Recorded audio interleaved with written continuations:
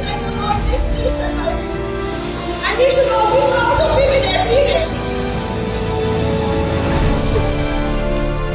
जम्मू कश्मीर के पहलगाम में आतंकी हमले के बाद पूरे देश में गुस्से का माहौल है। सेना ने आतंकियों के खिलाफ मोर्चा खोल रखा है। 22 अप्रैल को यह घटना अनंतनाग जिले के पहलगाम से 6 किलोमीटर दूर स्थित पर्यटन स्थल बैसरन घाटी में हुई थी। 22 अप्रैल के दोपहर पर्यटक यहां घूम रहे थे। इस बीच करीब 2:45 बजे कुछ आतंकी यहां पहुंचे और उन्होंने पर्यटकों पर अलग अलग जगहों पर अटैक किया। उस समय घटना स्थल पर पर्यटकों का जमावड़ा था। आतंकियों ने वहां मौजूद करीब 45 पर्यटकों के एक समूह पर गोलियां बरसा दी, जिसमें 26 टूरिस्ट की मौत हो गई। इसी हमले में हरियाणा के रहने वाले नेवी लेफ्टिनेंट विनय नरवाल भी शहीद हुए हैं। विनय के शव के पास बैठी उनकी नई दुल्हन की यह तस्वीर घटना के तुरंत बाद वायरल हुई थी। दिल का चोट देने वाली यह तस्वीर वादियों के बीच से निकल के आई, जिसमें विनय की नई नवेली दुल्हन उनके शव के पास पथराई बैठी है और सोच रही है कि आखिर उसका गुनाह क्या है। 16 अप्रैल को ही हिमांशी नरवाल के साथ उनकी शादी हुई थी। 19 अप्रैल को करनाल में रिसेप्शन पार्टी थी। 21 को दोनों हनीमून मनाने के लिए कश्मीर गए। बताया जा रहा है कि विनय शादी के बाद स्विट्जरलैंड जाना चाहते थे, लेकिन वीजा नहीं मिला, इसलिए वे कश्मीर गए। जहां यह आतंकी हमला हुआ वह लंबे हरे भरे घास के मैदानों वाली बैसरन घाटी है। यह इलाका इतना खूबसूरत है कि इसे मिनी स्विट्जरलैंड भी कहा जाता है। पति के शव से लिपट कर रोती विनय नरवाल की पत्नी को देखकर अब हर किसी की आंखें भर आई हैं। वह पति के शव से बार बार लिपट कर रो रही थी। तिरंगे में लिपटे पति के ताबूत को देख पत्नी हिमांशी बिलख बिलख कर रो पड़ी। दिल तार तार कर देने वाले इस लम्हे में हिमांशी ने पति के ताबूत से लिपट कर उन्हें सलामी दी। हिमांशी ने खुद को संभालते हुए कुछ ऐसे शब्द कहे जिसके लिए भारतीय सेना की वीर नारियां जानी जाती हैं। पति के ताबूत के सामने खड़ी हिमांशी ने कहा, आप जहां भी रहेंगे हम हमेशा आपका माथा गर्व से ऊंचा रखेंगे। आप मेरी जिंदगी के सबसे बेहतरीन इंसान हैं। मैं दुआ करती हूँ आप जहां भी रहें खुश रहें।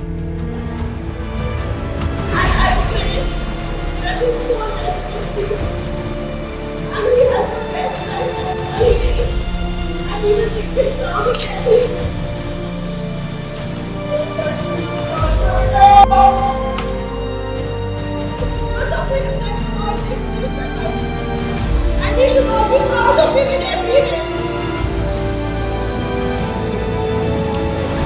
23 अप्रैल को जब नरवाल का शव दिल्ली से करनाल पहुंचा तो वहां क्या माहौल था, जरा जानकारी दे रहे हैं हमारे संवाददाता मनोज कुमार।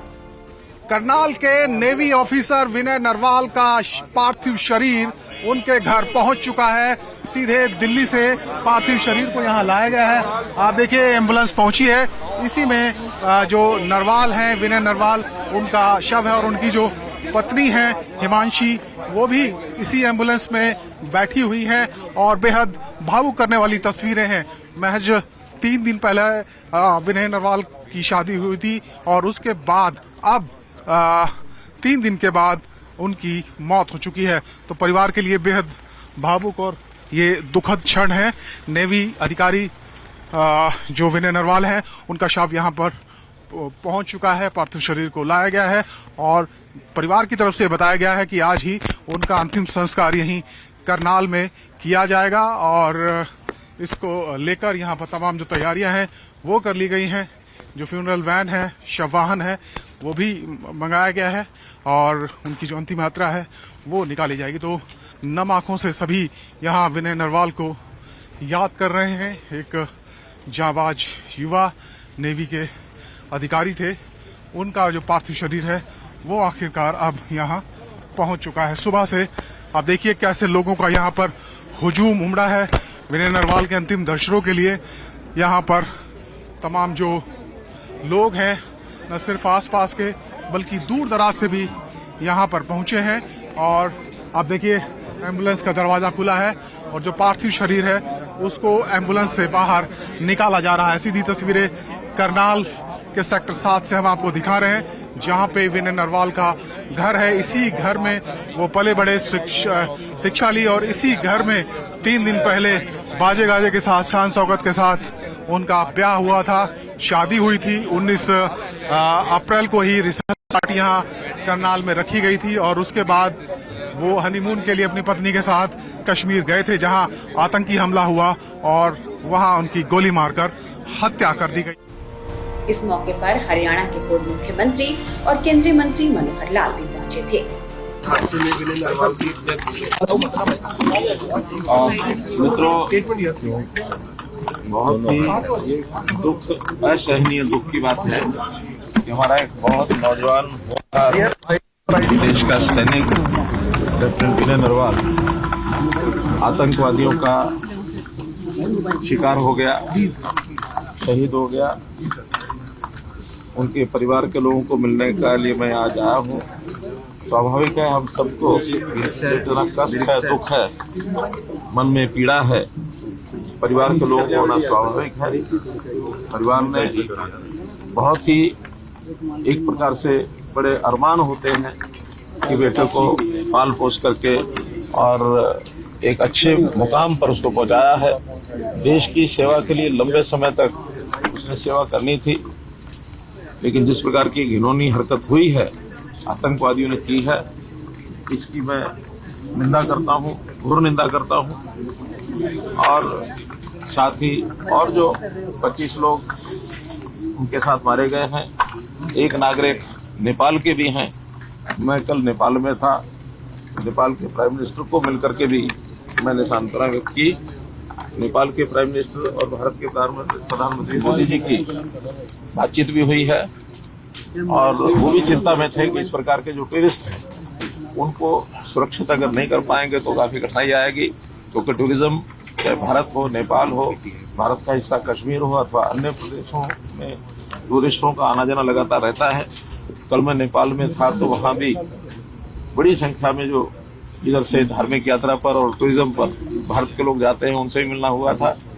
ये घटना हम सब के लिए चिंता की बात है। प्रधानमंत्री जी विदेश गए हुए थे, उन्होंने तुरंत अपना दौरा रद्द करके और वापस आए। कल दिन भर बैठकें चली, आपसी बातचीत हुई और कल कैबिनेट की जो सिक्योरिटी कमेटी है, कैबिनेट कमेटी और सिक्योरिटी, उनकी मीटिंग हुई है। और जो पाकिस्तान के खिलाफ जिस प्रकार के वहाँ कदम उठाए गए हैं हमारे एक्सटर्नल अफेयर मिनिस्ट्री ने, बहुत सख्त कदम है, इनको कोई बहुत हल्के से न ले। पाकिस्तान के हाई कमीशन को यहाँ से खाली करने के लिए कह दिया गया है। हमारे जो उच्चायोग पाकिस्तान में था उनको वापस बुला लिया गया है। अटारी बॉर्डर उसको बंद कर दिया गया है। किसी भी पाकिस्तानी नागरिक को कोई वीजा नहीं दिया जाएगा। जो पहले से वीजा पर यहाँ आए हुए हैं उनको भी 1 मई से पहले यहाँ से जाने के लिए कह दिया गया है। और सबसे बड़ा जो एक विषय है जो वर्षों से जिसका लाभ पाकिस्तान उठाता था, वो सिंधु जल समझौता, उसको अब एबियंस में रख दिया गया है। और अब कम से कम पाकिस्तान इसको हल्के में न ले। और अगर पाकिस्तान ने अभी भी इस प्रकार की गतिविधि का को संकेत दिया तो फिर पाकिस्तान का मैं समझता हूँ उसको भारी एक नुकसान, ऐसा भारी खामियाजा भुगतना पड़ेगा। आप एक बार फिर से हिमांशु नरवाल के इन शब्दों को जरा गौर से सुनिए ये शब्द किस तरह आपका भी कलेजा चीर देंगे।